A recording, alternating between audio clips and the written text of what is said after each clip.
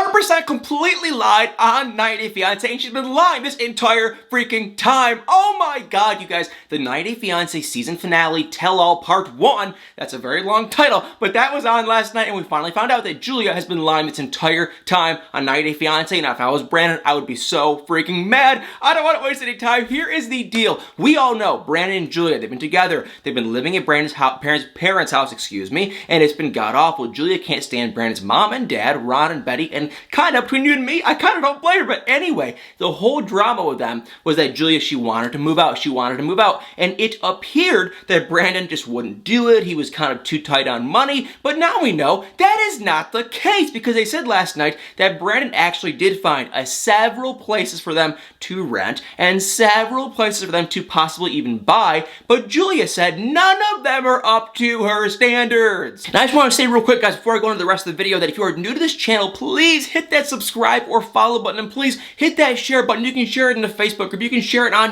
with a neighbor, with a stranger, with whoever you want to share it with. Please just share this video, hit the subscribe and follow button. It helps me out so much. I love you guys all dearly, and now let's go back on to the rest of this drama. Let me explain this in plain English. Brandon found places for them to basically rent, but Julia said that they were not good enough for her, and so she'd rather stay at his parents' house. Therefore, meaning that this entire time on 90 Day Fiancé, it was a freaking lie. I don't know how this didn't make the cut. How did Julia, what is going on? My whole life is just a lie right now, because this whole couple, that's all they had going on was a stupid apartment scene. They wanted to move out, and Brandon, we thought, never did want to move out, and that was the whole situation. And I was telling all of you guys, how much money would it cost to rent an apartment, a studio apartment in Dinwiddie, Virginia? Well, now we know. Brandon tried. He wanted to. They were going to move out. We even got to see Ron and Betty. They came on last night, and they said the exact same thing. They said, we never wanted them to stay this whole time. They could have moved out. They could have done their own thing,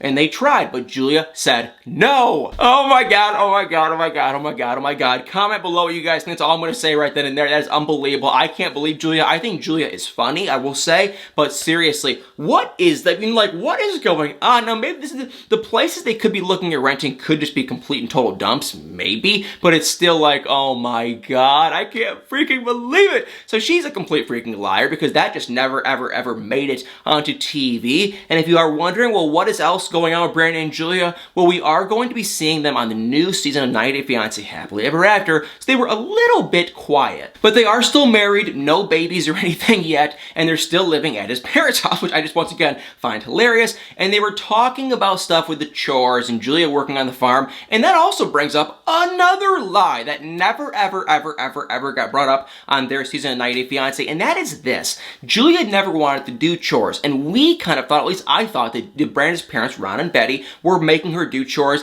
And let me just say, I'm all for holding your own in life and working and that kind of stuff, and Brandon and Julia don't pay a literal red cent in rent, so they have to hold their own of some sort. They have to do something, chores or mow the lawn, even though that sounds so middle school, but it's still if you're an adult and you're not paying rent, you should do something. They're in their late 20s, they should pitch in. And so I honestly, I did not think it was that big of a deal that they were working on the farm to kind of pay some of their rent. I thought that wasn't a big deal at all. I know some of you guys might disagree, but that was my whole thing. But anyway, Brandon was talking about how actually what was going on was Julia was working on the farm for me, because he works all day, and his old schedule before she came over to America was he would work all day, then he'd actually end up working on the farm after he was done with work. But now that Julia wants to spend time with him at night, he was saying she does his chores, his farm chores, when he's at work, and then when he comes back, they can kind of hang out together. I never knew that. I thought what was going down was they were making her do those chores,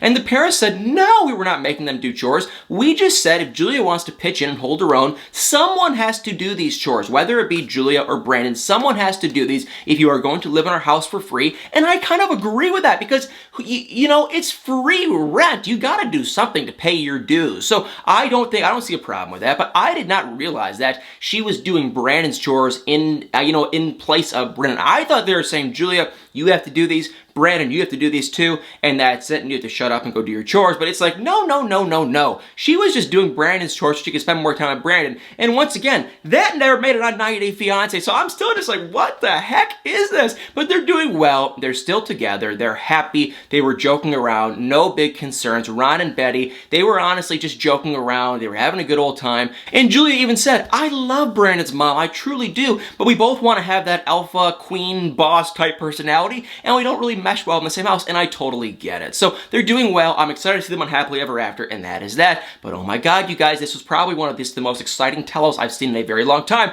because there was so much drama. We also got to see Mike and Natalie, and okay, number one, if you don't already know, spoiler alert, they appear to not be together in present day. We've heard this from multiple different sources, but this was filmed in like February, and at this time, they were really at their wits' end as a couple, but they appear to still be together. Mike and Natalie, they came to the tell-all separately, number one. They literally didn't even drive there together, and when Sean, the host of the tell-all, asked Natalie, why'd you guys drive separately? She goes, I don't want to answer. Natalie, you signed up for a reality TV show where you have to open your mouth and talk about what is going on in your life. That's the deal. So why do you mean you don't want to answer? That's the dumbest thing I ever heard. So we don't know why they came separately, but probably they got into a big, gigantic fight. They are going to be on 90 Day Fiancé Happily Ever After, though, so we will probably figure out exactly what all went down. But they came in together. Mike looked mad. Natalie just looked like a complete, total, 100% mess. I still think she had a baby. I could be wrong, but I really, really, really think she ended up having a kid.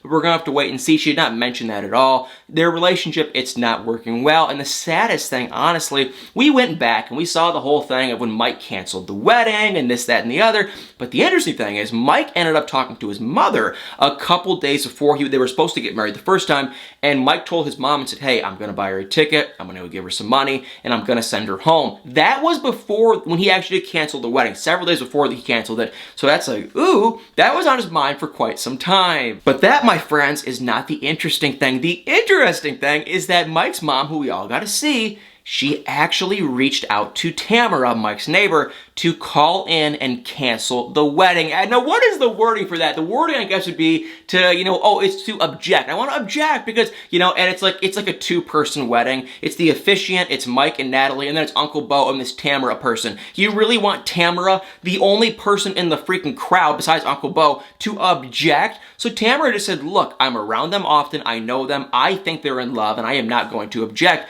But Mike's mom wanted her to cancel the wedding, and I just can't believe it. I'm so curious what you guys think. So please, seriously, comment below. I legitimately want to know, what do you guys think? Because if I was in Mike's mom's shoes, I just kind of honestly hate to say it, but I kind of agree with her. Now, I am never one to object. I am never one to cause drama, believe it or not. But I do kind of say, you know what? As his mom, she can see they're a god-awful couple. They have no business getting married, and no one wants to see anyone get a divorce, whether it's your kid or not. No one wants to see a failed marriage. And so I think Mike's mom is just a stand-up person. She's realistic, and she's just like, they're not going to work. They're constantly fighting. I can see that her son, Mike, is not happy with her. They should not get married. And so I think objecting at a wedding is stupid, but I will say one thing. I kind of agree with her. And Natalie had absolutely no idea that Mike's mom wanted to do that. And I once again, it's not her place. It's not her business. It's not her life. But you don't want your kid to be sad. You don't want your kid to get a divorce. And the funniest thing is, this sounds really bad, but obviously Mike and Natalie, they're going to get a divorce. They've split up. They're living in totally different cities now. They're not together. They will get a divorce. But the funny thing is, it's like everyone, if you think that, Mike's mom shouldn't have asked Tamara to object or objected herself, whatever it was, it's like the thing is, if she would have objected and they wouldn't have gotten married, they wouldn't have been getting a divorce right now. So it's like, there would have been some positives to her objecting, but it's Mike's life. Mike is an adult. Obviously, he's an older-ish adult. He can make his own decisions, but it is just still like, oh my God, can you believe that Mike's mom was gonna do that? But more on them in a couple minutes. Now I want to fast forward over to Yara and Javi. Same thing with Brandon and Julia. The funny thing is, Yara and Julia are kind of friends, kind of. Now, when they first saw each other, they were kind of bad-mouthing, and I was like, wait, what are they? Do they hate each other or are they friends? They are friends. I think they're just very sarcastic, but they're joking around, and they were kind of bickering, but it was almost kind of like they were just girlfriends bickering. It wasn't a very serious, but they were definitely bickering. They have a lot of different opinions for sure. But Yara and Javi, very similar to Juliet and Brandon. They're happy. They're doing well. They have their baby. I love love, and I just love these two. I did not think were actually in true love when I first saw them. I thought Yara was mean and rude and ungrateful, and the more I saw her, the more it's like, so I liked Javi a lot at first, and the more I saw Javi, the more I was like that kind of going down, and the Yara was going up, and now I'm kind of like, ooh, okay, now I don't really like Javi. Here's my thing. I just love love. Believe it or not, yeah, shocker, I do love love. And I think these two love each other.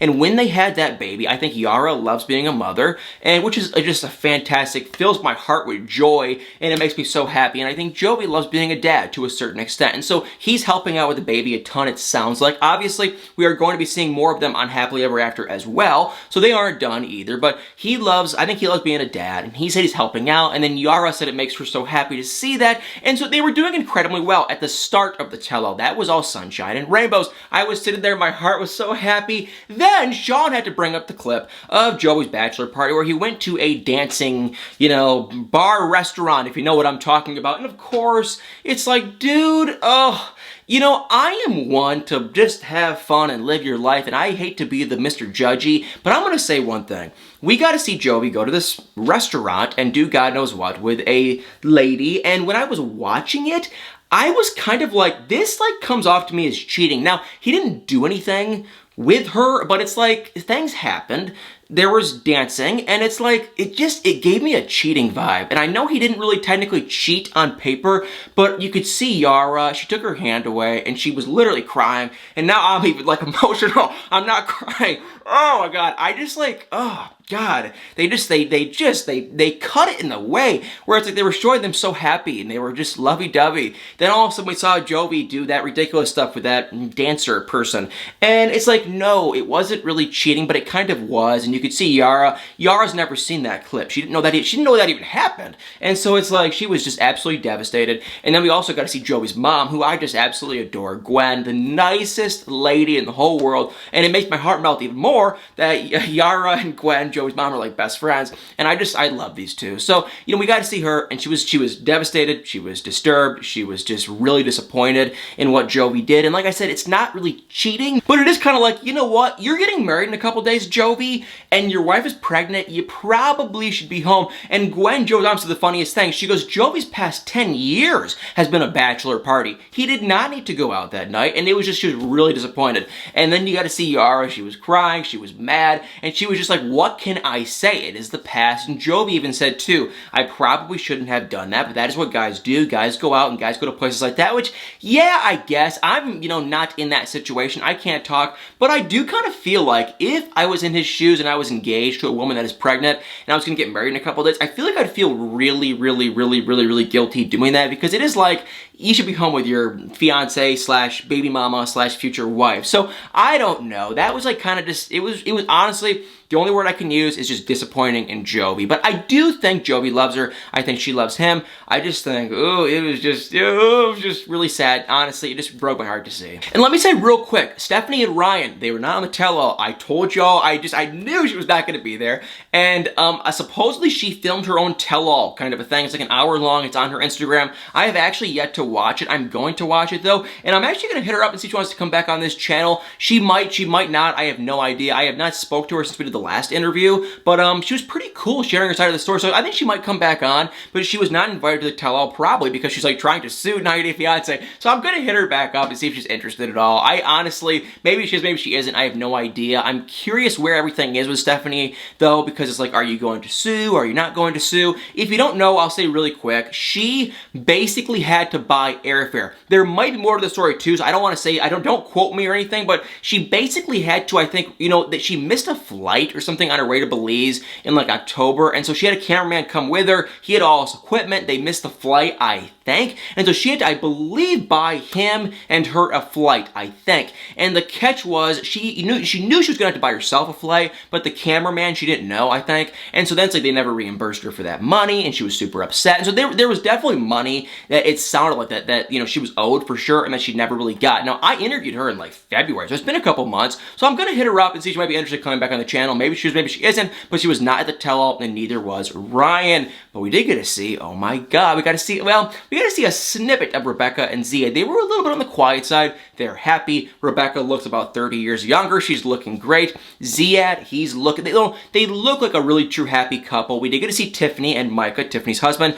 They also came on my channel, so it's kind of like, oh my god, this is so weird, because it was like we get to see them on the TV screen, and they were just on my channel, so that was kind of cool. But Tiffany and Micah, they basically just said, we're happy for them. We had our doubts. We still do have some doubts, but we do know that Ziad does love my mom. And that's said on this channel too, same thing, you know? And so it's like, I'm happy for them. I think Ziad does love her. I think the age gap's a little weird, and I want to see how this plays out. I do think Ziad does truly love her. My only concern, honestly, is that just in a couple years, when Ziad is, 33, 34, 35, he might want to have some kids. And that sucks, and it's sad. And I think Ziad does love her. I think she makes him happy. I think he makes her happy. I really do believe that. It's just the kid thing. I really think Ziad will want kids at some point in his life, but maybe he won't. I have no idea. So I wish them well. They are a sweet couple. They were together. They didn't talk much. The only thing they talked about is that, Rebecca got this procedure done to her face and everything else, and how Ziad was all happy. And Ziad made a couple little comments about how he was happy that she looked younger. I feel like they kind of cut it awkwardly, because Sean asked, Ziad was like, are you happy? Did you want her to get this weight loss procedure? And he just kind of said like, yeah. I think he had no idea what he was even answering to, and they made it look like that he kind of thought that she needed to lose the weight, and it was like, I don't think he meant that at all, but that's how they kind of clipped it and cut it like that. But anyway, they're happy, they're doing well, they're both very quiet, so that kind of tells me that they're going to be more vocal on the part 2 of the tell-all, which is going to be next Sunday. And same thing with Tariq and Hazel, very, very, very, very, very quiet. Now, they could not come because they were quarantining. They were exposed to someone, and then, Hazel actually kind of has a little bit of a cold, so she's like quarantining in, I guess, in Tariq's house in like a bedroom. So it was really a weird situation. So they were together in the same house, but they were using 2 different cameras, which that to me almost seemed, I guess they could have sat side by side. I don't even know. It just seemed like really odd. So it looked like she was like in like the living room, and then he was like in like a bedroom or something just bizarre. But anyway,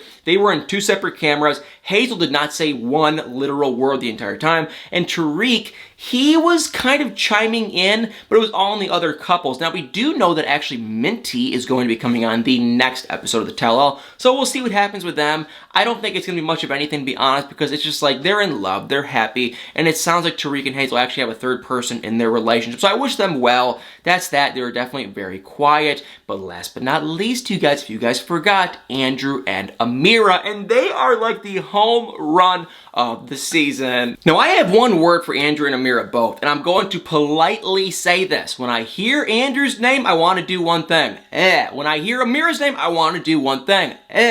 I equally do not love these people. I think they both have incredibly bizarre flaws, and I just don't equally like them. I don't know if people think that I like Amira, or some people think I like Andrew. I am not picking sides. I'm not a fan of either. I don't know Andrew, and I don't know Amira. But from what I'm seeing on this show, I think they are both incredibly bizarre. So what happened was Andrew was there physically. Amira obviously never came to America, and so it's like she couldn't, be there physically. But she agreed with the producers that she would come on the tell-all if Andrew, she didn't talk to Andrew or see Andrew, and that to me, honestly, was like, why? And I do kind of get it though. So it's like if it was a traumatic situation with Andrew, maybe it was. I can't comment. I don't know what went on behind the scenes. If it was traumatic for Amira, then no, she probably wouldn't want to see him. I get that. But I do kind of want to say too, okay, it's like it's stupid because it's like if she wants to make a comment, he should be able to sit there and make a comment back. But I do, once again, I get it. If it was traumatic, then so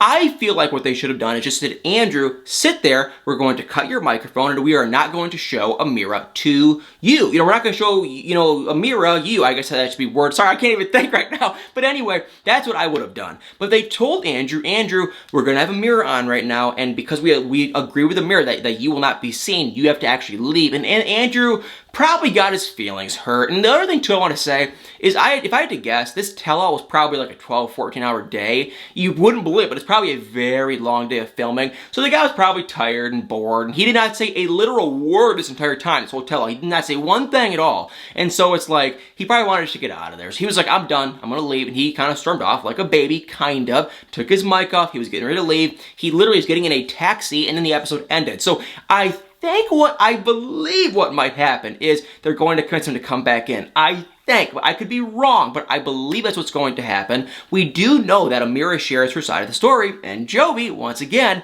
he just says the whole thing that I've been saying this whole entire time. I don't believe a word out of her mouth. I do not believe a word out of her mouth, and neither does Jovi, because we got to see Jovi. Once Amira shared her side of the whole story, Jovi was kind of like, you know what, I don't think that's true. And I'm not saying the panic attack thing. The panic attack thing, that's something that would happen to me. I could see that happening. I believe that. But the whole story of the this, and then she loved him, this, that, and no. I've been saying this all season long. She is, and I don't want to be rude when I say this, but like, she's more attractive than the guy. That's it. And it's like, I know for a fact she was using him to come to America. That was it. I'm sorry, but she's a good-looking person. Nothing against Andrew, but I think she has better looks than him. I'm really sorry, but that's just the case. And this whole season I've been saying long, she's probably using the guy for one thing, and that's to come to America. And I think, you know, that's all. That's my only comment. I don't know. I don't believe a word out of her mouth, but we did not really get to see her talk besides when she was saying that she doesn't, you know, she had this whole story. She doesn't, you know, want to talk, and I'm not going to talk to Andrew.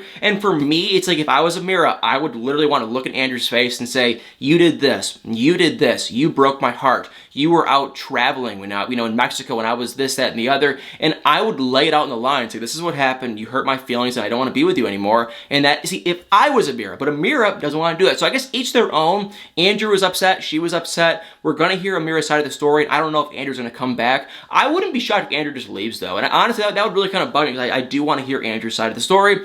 But that is it. So guys, that was a tell-all. Unbelievable episode. So much stuff went down. I don't even know. We had this an absolutely insane tell-all. But guys, please, if you enjoyed this video, please hit that like button. Hit the comments below. And y'all, please better stay tuned for many more videos.